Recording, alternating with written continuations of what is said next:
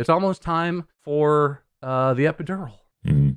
which is the thing where they numb like the bottom half of the woman's body. Mm. So it makes it, instead of incredibly painful, it makes it more like incredibly uncomfortable when the contractions are happening and when she's trying to push the baby out and stuff. Really doesn't completely take away the sensation of pain and discomfort, but it makes it bearable, more bearable. Anyway, is the point. I've had an epidural before, so I can attest to this. How was it?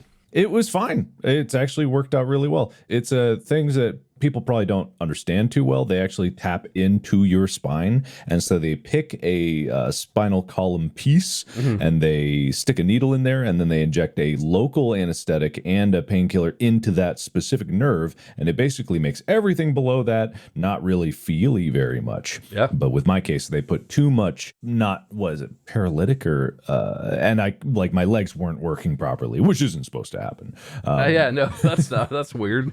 Yeah, but it's actually not in the bloodstream. So I'm not a medical professional, but I believe in the case of childbirth, it's less likely or extremely unlikely or doesn't get into the baby's bloodstream at all. I think. Something like that. I'm fairly sure. Wouldn't you damage a nerve by stabbing it with something? I guess I don't know how it works. Stab the nerve itself. What do you stab? You stab into the area where the nerve is. I have some thoughts about that process, though. How was it having them put the thing into your back, Mark? Because thankfully, I was I asleep. watched them do it to Mandy. Okay. I was asleep. That's yeah. good. It's not a great process because I understood before this what an epidural was. And so it's basically like it's more complicated and delicate, but it's basically similar to putting an IV in, right? You stab with a needle, and then over that needle, you feed a little like plastic tube, and then that plastic tube delivers the medicine directly into the little hole that you made. How do they get it into her back if she's pregnant and laying on her back? They made her sit up and then arch her back forward so that her back was like a big stretched out arch, and then they're just like, sit real still, stabbing your nerves. But also the process of finding the right spot was way less precise than I would have thought.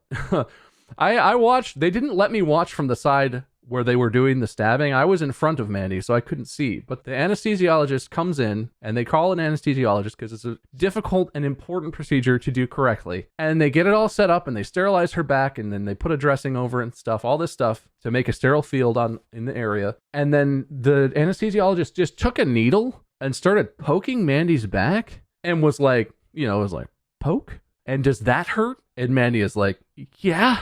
And the anesthesiologist was like, okay, wrong spot. Poke somewhere else. Does that hurt? Mandy is like, well, less, but yeah. Okay, it's like you're poking my back. They did that for like 10 minutes.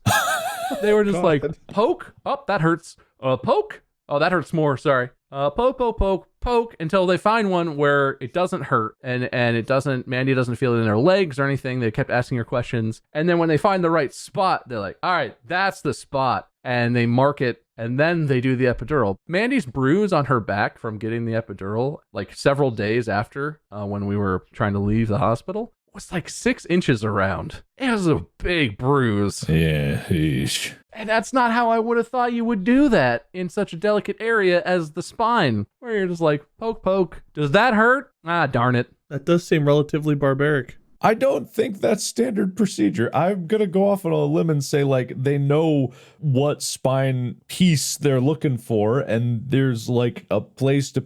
What would they gain from knowing what hurt? Well, so what it seemed like she was doing is she was trying to find, like, the center of something. She started off and was, like, poking around on the left side and then found kind of the edge of that, and then went over to the other side and was kind of doing the same thing, and eventually...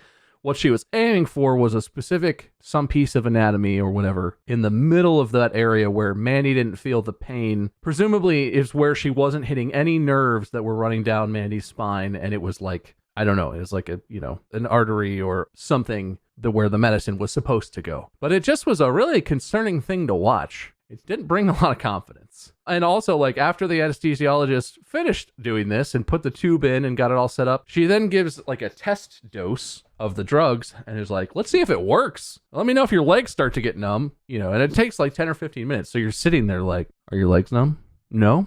Okay, just keep waiting. God, I hope it's in the right hole or whatever. But I get why they don't I mean, aside from it being sterile and I couldn't go where the sterile field was, I get why they don't want the dads to watch. It didn't seem like a great process. I feel like they could refine that one a little bit. Yeah, that doesn't seem like how I would have expected to. I thought they would just like have some super bed that's got like a hole underneath pre-planned for applying the epidural.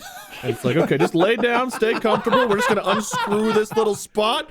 We're going to stab in the epidural and you're good to go. Not lean forward, pretend you're trying to touch your toes while also there's a baby in the way. Now we're going to hammer your back for 10 minutes. Oh, this might be it. Here, let's get another 15 minutes while I just wait and see. If we're not numbing your legs, something will be numb. I hope it's not something important.